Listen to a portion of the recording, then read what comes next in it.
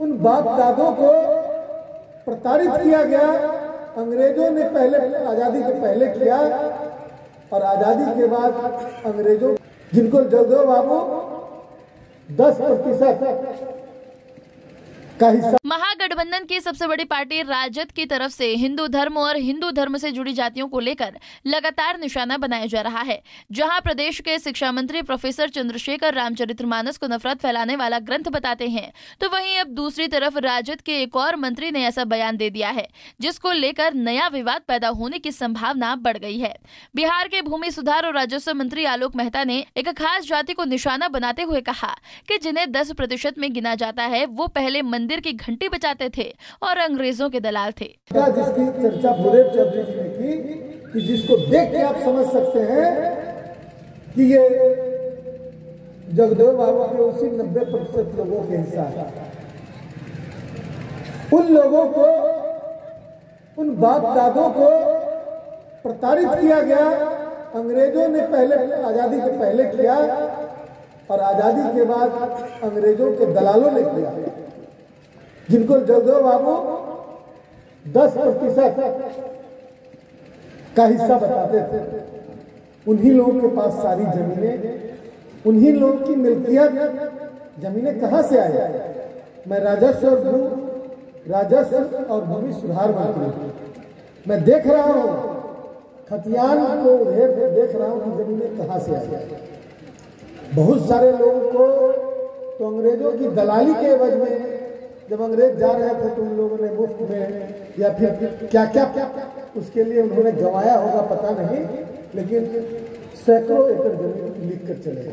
मैं अमर शहीद जगदेव प्रसाद जी के जन्म शताब्दी समारोह जिसका आयोजन राष्ट्रीय जनता दल के द्वारा आने 1 फरवरी को बापू सभागार पटना में किया जाना है, उस संदर्भ में मैं लोगों से कई जिलों में अपने साथियों से मिल रहा था। उस क्रम में भागलपुर की एक सभा में मैंने कहा था कल कि जगदेव बाबू का नारा था 100 में 90 शोषित है, 90 भाग हमारा है, 10 का शासन 90 पर नहीं चलेगा, नहीं चलेगा। मैंने यह भी कहा था कि जमाने के हिसाब से शोषित और शोषक वर्ग बदलते हैं। अंग्रेजों का जमाना था तो अंग्रेज शोषक थे और भारत के सभी लोग शोषित थे, लेकिन जब अंग्रेज चले गए तो अंग्रेजों के पिट्ठुओं ने, अंग्रेजों के दलालों ने उसकी सत्ता, शोषकों की सत्ता संभाल ली और लोगों को शोषित होने पर मजबूर करते रहे। जगदेव बाबू ने ऐसे ही तत्वों के खिलाफ आवाज उठाई थी और आवाज उठाकर संघर्ष करते हुए शहीद हो गए। मैंने यह कहा कि जो यह 10% जो जिसकी बात जगदेव बाबू ने की, या हमारा जो विचार है वो 10% को स्थिर किसी जाति पर आक्षेप बिल्कुल नहीं है, बल्कि यह एक ऐसा वर्ग है जो हमेशा शोषक की भूमिका में रहा करता है और वो बदलता ही रहता है। बीपी सिंह जैसे पूर्व प्रधानमंत्री और मधुलिमा जैसे नेता जो उच्च वर्ग से आते थे, डॉक्टर राम मनोहर लोहिया, इन तमाम लोगों ने सामाजिक न्याय और जो एक समाजवाद है उसका समर्थन किया। हमने उनके प्रति सम्मान का भाव व्यक्त करने की अपील की कि ये सारे लोग उस मुख्य धारा की राजनीति के हिस्सा थे। इन लोगों ने मतलब समाजवाद के और जो शोषण था उसके विरुद्ध उन लोगों का भी स्टैंड हुआ करता था।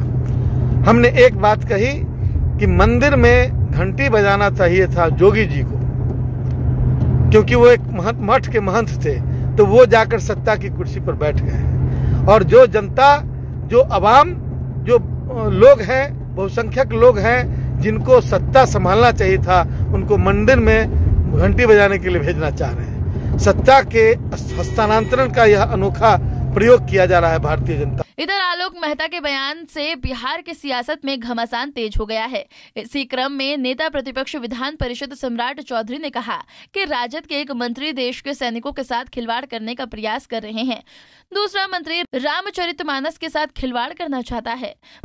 बिहार की राजनीति में आजकल हम लोग देख रहे हैं कि जिस तरह का बयान राजद के नेताओं के द्वारा दिया जा रहा है, इससे यह स्पष्ट है कि ये लोग जाति, समाज सबको तोड़ना चाहते हैं। देश को तोड़ना चाहते हैं। आप लोगों ने देखा होगा कि राजद के एक मंत्री देश के सैनिकों के साथ खिलवाड़ करने का प्रयास कर रहे हैं, दूसरा मंत्री रामचरित्र मानस के साथ खिलवाड़ करना चाहते हैं, और तीसरा मंत्री आज आजकल जो बयान आया, उनको ये पता होना चाहिए था कि राष्ट्रीय जनता दल के नेता लालू प्रसाद जी की उत्पत्ति तब हुई जब पंडित रघुनाथ झांग जी का कृपा हुआ, और सम्राट अशोक, सम्राट चंद्रगुप्त की उत्पत्ति भी यदि पंडित चाणक्य नहीं होते तो नहीं हो सकता था।